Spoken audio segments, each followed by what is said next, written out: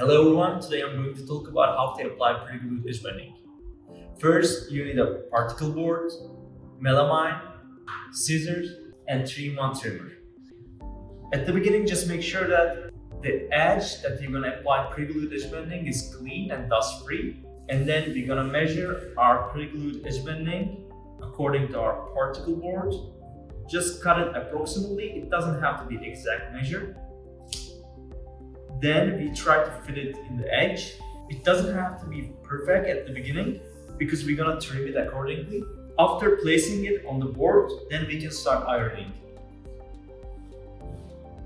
When you iron your edge bending, you need to see that the hot melt glue bag melting.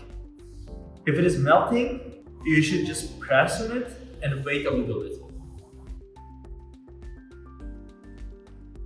Let's check if it is melting now. We can see that the glue bag is melting right now. So it is still hot. I'm gonna use the back of my 3-in-1 trimmer in order to push it. So it sticks well. Now our edge bending is ready to cut and trim. So we're gonna use 3-in-1 trimmer. The pattern is secured by Ferndi. We're gonna start with cutting heads.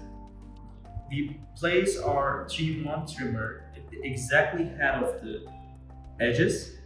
Then we just clip. Same thing for other side as well. Just make sure that it is exactly 0.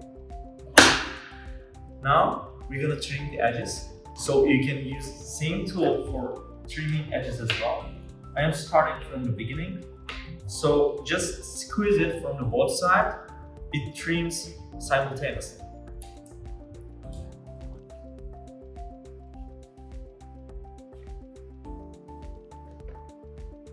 So now we can see that the heads are clean and there's zero glue line and there's no excessive line to the edges of furniture.